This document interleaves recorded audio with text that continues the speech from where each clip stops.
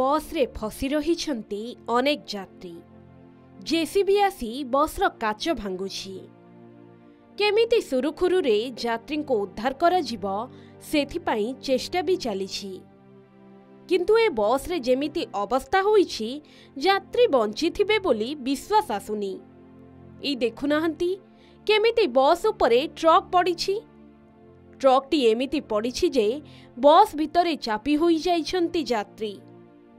बहु कष्टरे किछि यात्री को उद्धार करा जाइछि सत, किंतु 11 जन यात्री जीवन चली जाइछि।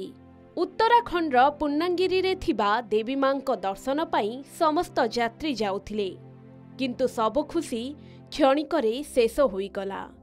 अधा रही गला मां को दर्शन। एक ढाबारे रात्रि भोजन करिबा पाई बसटी अटकी थिबा बेले पछपटु धक्का देला एक पथर बोझेई ट्रक। आउ सीधा ओलोटी पड़ी बस उपरे पड़िला ट्रक। बस भितरे थिबा समस्त यात्री चापी होई गले बस भितरे। बाहरिबाकू जेते चेष्टा कले भी बस भितरु बाहरी पारि नथिले यात्री। संगे संगे पुलिस और उद्धारकारी दल को खबर दिया जाइथिला, किंतु सेतेबेलकू सबकिछि शेष होई गला। तेबे दुर्घटनार ही भिडियोटी अतेशाम सिद्दीकी निज ट्विटर अकाउंटरू शेयर करिसंती। दर्शक बंधु, एभली एक भयंकर सड़क दुर्घटना उत्तर प्रदेशर शाहजानपुर रे घटिछि। जेउ दुर्घटना रे 11 जनकर मृत्यु होइछि। एक ओभरलोडेड डम्फर भारसाम्य हराई बस उपरे ओलोटी पड़िथिला। फलरे 11 जन श्रद्धालुंक मृत्यु घटिछि। समस्ते उत्तर प्रदेशर सीतापुर उत्तराखंडर पुन्नागिरी जाउथिले। शनिवार विलंबित राति प्राय 12:15 समय रे एही दुर्घटना घटिछि। एही सड़क दुर्घटना रे 25 भक्त आहत होइछन्ति। स्थानीय लोकंक कहिबा अनुसार बस यात्री माने राति रे शाहजानपुर एक होटेल रे रात्रि भोजन करिबा पई अटकी थिले, किंतु पछरु आसुथिबा एक डम्फर भारसाम्य हराई उक्त बस को धक्का देई ओलोटी पड़िथिला। घटनास्थल रे उपस्थित लोकंक कहिबा अनुसार बस रे प्राय 40 जन यात्री थिले। सेमाने समस्ते उत्तराखंड पुन्नागिरी रे देवी मां को मंदिर को दर्शन पाई जाउथिले। देवी मां को दर्शन करिबा पाई प्रतिदिन बहु संख्यारे भक्त एठाकू आसंती। सीतापुर सिंधुलीरू भक्त माने दर्शन पाई सेठाकू जाउथिले।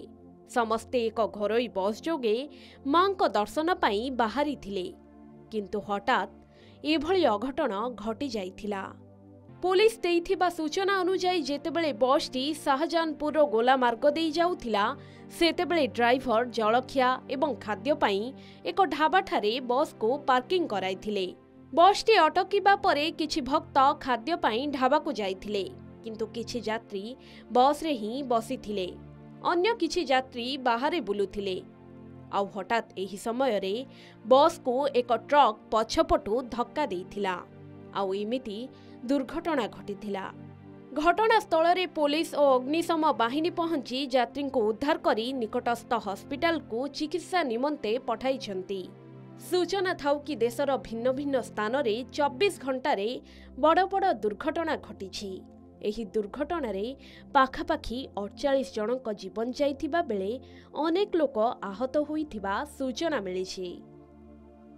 एही सबु दुर्घटना गुजरातर राजकोट, दिल्लीर विवेक विहार एवं कृष्णानगर, उत्तर प्रदेशर शाहजानपुर एवं महाराष्ट्रर मुंबई रे घटिछि।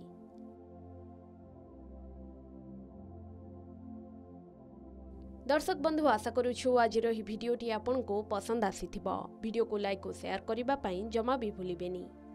एभली अधिक खबर जानिबा पई आम चैनल के न्यूज ओडिशा सह जोड़ी होइथांतु।